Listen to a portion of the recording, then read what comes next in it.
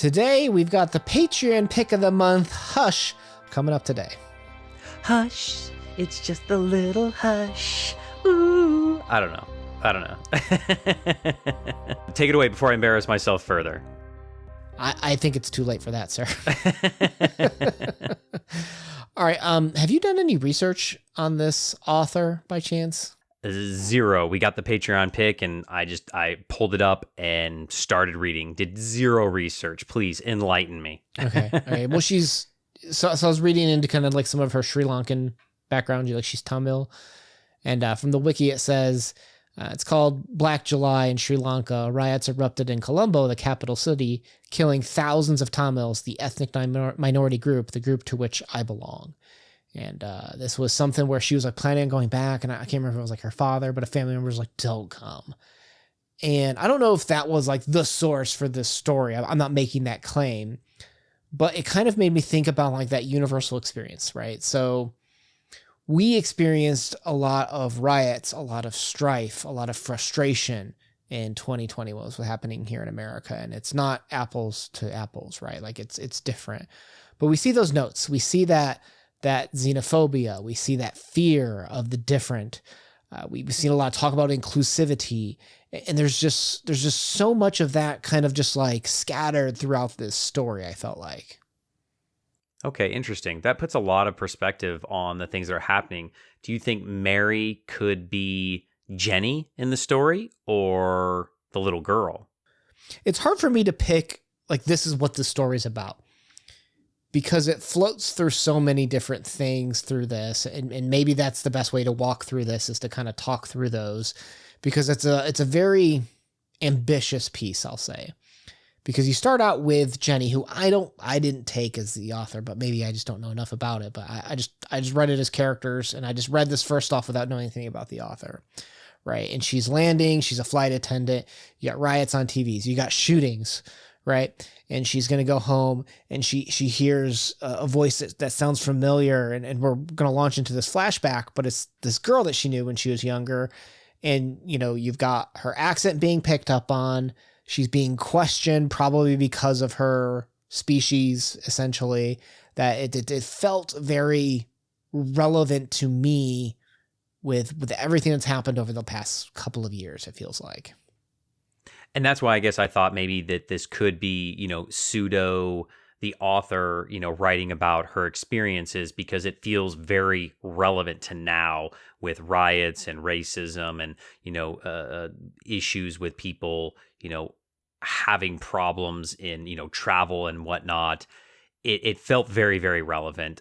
If you didn't know that this was a sci-fi piece and you kind of took that out of it, it feels like it fits right in 2023. Now, when they start talking about, aliens and on this different planet, and that they literally left Earth, and you realize that, oh, this is set maybe, hundreds of years in the future in a sci-fi world, but the topics there are still very much what has happened in our time frame on our planet. All right, so here's my first question is, what do you think this exploration, so we're on, I'm not sure how to pronounce it, but we're on this alien planet, and Jenny comes from like several generations of people that moved here, old Earthers, right? Like, she's good, right? There's even a couple quotes how she's like, oh, no, I belong here, right? And the Razuli, right? They're the ones that drag out their S's, so they've got an accent, and they don't fit in, right? There's a lot of anti-alien, specious kind of like comments. It felt basically like racism. And, they'll have quotes in here where they'll say, there were other species that had made their way to Antira, dozens of them, but it was the Razuli that bigots tended to hate worst.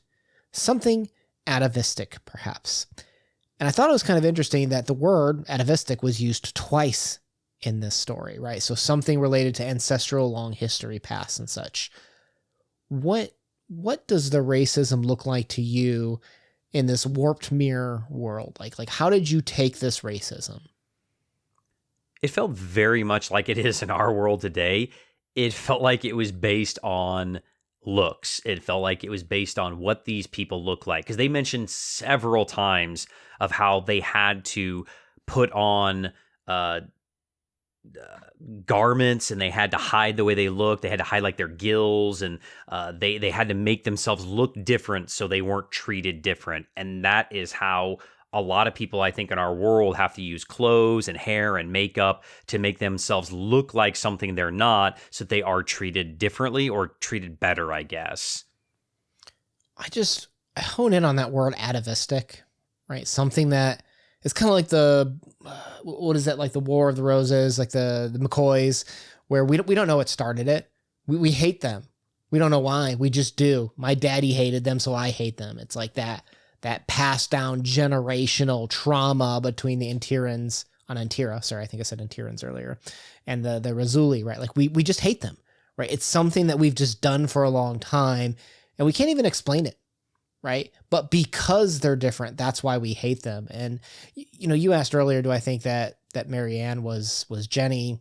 Well, she lives in America, right? She's Tamil, so she probably has experienced a little bit more of the opposite side of that, right? Like of being, I'm the one that doesn't necessarily look or talk the same as everyone else, right? Because how do we take that talking difference, right? The fact that she had has the long S's, like the sibilant type speech, she tries to cover it up, right? And I don't know, like is if we talk about people who have like the Indian accents or people that have like the Spanish accent, when you come to a different country, how much of that accent and that tongue do you bring with you, right? Because, if you don't make the same sounds anymore as you get older, you lose the ability to kind of hear and make those sounds sometimes. And sometimes people view that as very important to them, as a part of their culture. And here the Razuli, to avoid the pain of being hated, to being outcast or dragged out of the car and beaten, they try to hide part of their heritage, right? And isn't that part of the problem when we're hiding who we are or what we are even? Oh, definitely. I struggled, I guess, a little bit of this part of the story of the topic we're going to be discussing of how is that racism in this story, in this world, in this universe formed? Why is it the Razuli are hated so much? It's very obvious in our world, if you study history, that the Europeans needed a reason to be able to enslave Africans, and so they made them different by the way they looked, by the way they spoke, by the way they dressed, and their religion. And so that made them different. Thus, it made them to be able to be enslaved, because different was seen as less than. And in this story, it never really provides those context clues, as you mentioned. And so I don't know the answer of why these people are hated. And I guess I needed more from the story of how it explained that. And maybe if this was, a longer short story or a book, maybe it could have gone into that of, there was a war 100 years ago and they were the aggressors or something. I think that would have been nice to fill out a little bit of that, blank canvas of just, well, we hate them. There always has to be a reason. I find it hard to believe that you just hate. I don't know. That's that tiny little bit of optimism you see from me every once in a while. You wanted to know what started this 1,000-year war or whatever, right? Like why do we fight? You wanted the answer there. I can get that. Let's talk about the levels. Where does Jenny fit on this scale to you? Is she's obviously helping her, knows her, tries to get her out of being forced into security. So when she heard the voice, it was her. I don't know how to pronounce the young Razuli girl's name, but she grabs her and basically pretends to be her aunt, so that way she's not thrown into security, right? And it's like, okay, I'll drive you places. So she's doing things to help. Where's Jenny on this scale? Does she have any amount of racism in her, prejudicism, xenophobia, whatever you want to call it? Is she 100% an ally, 100% perfect, and understands the differences and recognizes a difference, but doesn't judge based on those differences, right? Like, where's Jenny on this scale? I think to answer your question, no, I don't think she's, 100% on there. I think, quote, she's an ally and she's trying, so that is good, but why is she trying? What is her motivation behind this? And I think a lot of that, of what I pulled from the story, is this compassion of helping other people. But is it altruistic? Is it self-motivated? I don't know. Jenny seems to kind of be all over the place, because throughout several times of the story, she seems to just be babbling for a lack of better words, because she's in an uncomfortable situation and she doesn't know how to treat the young girl. Mm-hmm. Mm-hmm. And she just keeps to go, oh, well, if I just keep talking, she won't know that I'm nervous. Well, why are you nervous? Why is this such a big deal? Are you scared to be seen with this person? And I almost feel like it's that mentality of, I'm not racist because, or I'm not that because, insert whatever excuse you want. And if you need to say that, then I really think you need to do some deep soul searching and reevaluate. And maybe that's what Jenny's issue is she's trying to prove it more to herself than anybody else. Because I think you're right. She's one of those butt people because she was very negative on the mom, right? Oh, she didn't follow our customs, right? She didn't return that dish with food. And I wouldn't eat that Razuli food anyway. That disgusting stuff, which I don't know anything about their digestive systems or how that works, but it felt Gave like me heartburn. because it's different. Well, she didn't even remember her mom's name at first. She's like, "Oh yeah, that was the name later on." So it's like she's putting them below her, and she's doing them a favor by helping them out. Now, again, I think that maybe I'm coming out too strong on her because, like you said, she is trying to help out. She is trying to be a friend, but there's clearly some internal problems she's still struggling with. Right, like she still feels that it's a favor to the Razuli girl to help her out, as opposed to seeing the humanity. I guess that's not a fair word with the Interians and the Razuli here, but as opposed to seeing the person for who they are versus the stereotypes or representations of what they are.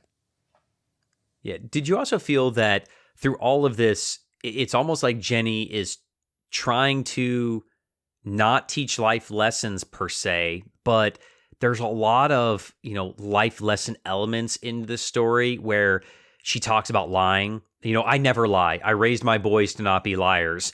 But she lies to the security guard, but it's okay because it's for XYZ reason. And then, when they get stuck in, so the premise of the story is that she's trying to get this little girl home safe. There's a riot mob going on. Their car can't fly like it normally should. So they get stuck in the mob, and the little girl, gets pulled out of the vehicle and end up biting and killing a guy. And she eventually gets the little girl home, but she lies about several instances in the story, but it's okay. It's okay because they're little white lies. So little white lies are okay. And it's like, if you're, quote, doing the right thing, then it's justified. And so it feels like there's a lot of compassion in the story, that Jenny wants to do the right thing and stuff. It's muddied over by all these ifs, ands, and buts. And that kind of irked me a little bit. Do you think Jenny feels... I think she feels lonely. I think there's enough evidence, with the loss of her son, that you can make that argument. But do you think she feels guilty at all for what happened to Tom? Because she thought she knew her son, right? But in the same way that maybe she has those little lies, well, maybe Tom had those lies. In terms of him being the good old boy and being a perfect little person that was going to marry a nice young boy, and they're going to see the tuxes, and it made her genuinely happy to see others happy, which is a good thing. But it's like almost like maybe the way that we atavistically teach, racism sometimes, is she atavistically teaching the lies, the covering up, and, that she feels guilty on some level that Tom had this bigotry, that he was lying and kind of covering up, that eventually got him killed. Right? By hunting down and hurting other people, sometimes you're going to get stung back. And that's what kind of like triggers that flashback when she sees someone fight back because, oh, they're a real person. They have feelings. They can get hurt. And she feels guilty for how she raised her son, for not teaching him better, or for not seeing who he really was on some level. There was a lot crammed into this kind of part of the story that we've glossed over in the general story of that. The whole time Jenny is trying to get the young girl home, that she's reminiscing about these other things of her sons, because she still has one young son that's been home alone, and her older son Tom has been killed, and that she kind of shoehorns in there that he's LGBTQ. I wasn't sure what to make of that, but she 1000% feels guilty of his death, that she somehow allowed him to become this monster, and that if she'd raised him better, maybe he wouldn't been a bigot and gone out and harassed the other species and got himself killed. And then on top of all that, she's reminiscing of this in the riot, and then nonchalantly just throws out there, well, you can't trust the police because they're never going to do the right thing. It's like, oh, oof. Like, there's a little jab at modern society as well. It just feels like Jenny is all over the place, and I think that she truly doesn't know either. Well, I agree. I think Jenny may not know herself, right? And that's where some of the mess comes from. She doesn't know herself. She doesn't know her son. How well does she know this girl that she's trying to help and their practices in terms of, oh, they didn't do the dish our way, right? Like how much does she actually know about the Rizzoli? Very little. And that's the thing that's like, she barely knows this girl, can't even remember her mom's name, doesn't obviously have a neighborly relationship, yet she's willing to risk her job. She's willing to risk her life and her car and everything else in this story for this girl's safety. I mean, and that does say something about Jenny, that like she must genuinely be a good person, because why would you give all that up for someone that you barely know or don't care about? And she didn't know the mating practices. She admits that. But at the same time, neither does, okay, I'll try it. Is it Gavita? She the Rizzoli girl, she didn't really know, I don't think, everything. Katikaka. I can't do it. I'll say this. How much did she know? Because remember, she called her Mrs. And she's like, well, I've never been married. I don't need a man, right? And the fact that she felt the need to say, I don't need a man, meant that there's a societal norm that there was expectations that she did need a man, right? In terms of like that nuclear family. She was beaten by them, by her husband. So she's like, I'm out, right? And she had like the neck pain. So like it's an ongoing, again, that trauma that comes with things. And, you know, she did feel the need to say, I don't need this, which tells me that I think she was lying to herself, that she actually did think she needed someone. Because what did she want for Tom? She wanted nothing other than for him to find a nice boy to marry, because it's like that union, that connectiveness is what makes people happy. And I think because she's lonely, that might be why she's trying to make up for it with the Rizzoli girl. I think she's trying to feel something. And not only that, I feel like the big life lesson kind of takeaway that maybe she's just learning now herself is that big or small, whether it's something that's inconsequential or not, is give 100%. Don't do this, you know, for a selfish reason, and then it will be genuine and it will be helpful and it'll be good and pure and all that stuff. And then maybe everything will turn out okay, because it does in the story. She saves the girl, gets her home, and everything's wrapped up in a nice little bow, and Jenny gets home to her son. And maybe if she had been 110% with her older son, Tom, maybe things would have gone better. I just remember what I was going to ask you earlier. You brought up the police thing, and that felt relevant. With the stopping, let me see your papers. Did you stop at American police, or did you go international at all with that? I immediately thought of, police here in, Minnesota or something, Okay. Yeah, I didn't really think about it that way because I didn't know as much about the author as you had, taught me earlier in the video. But yeah, that definitely makes sense of that mentality of, more international police, of stopping your papers, traveling between countries, and a little bit more strict, I think. I think you could take it like from a formalism standpoint, because when I first read this, I did not know anything about the author either. My mind went to Germany. Let me see your papers, right? In terms of how they ostracize, how they ostracize the Jewish community and such. That's exactly what's happening with the Rizzoli. Let me see your papers, right? They're looking for the Rizzoli to pull them out of the cars and such. And that's a terrifying and very broad subject. I'm not saying that's what she was going for, but I'm saying the author did achieve that absolute loss of control, the way that society spun out of control with the riots and such. I think they needed to be explored more, because there's a lot to be said about all of these things. Yeah, a lot of big topics here, all over, of compassion and LGBTQ and police brutality and racism. There's just so many topics that there are really important topics that I felt like were touched upon. And if this was the, prologue, then okay, now I know what the whole book is going to be about. I guess it just kind of maybe left me wanting for a little bit more. So check House Out. And again, thank you for the suggestion. We always appreciate that. All right, my name's been Una. Thanks for spending some time with us. And remember, if there's a theme, It's the little things that you do, not the big things, because I think that was one of the main takeaways for me. Peace. Peace.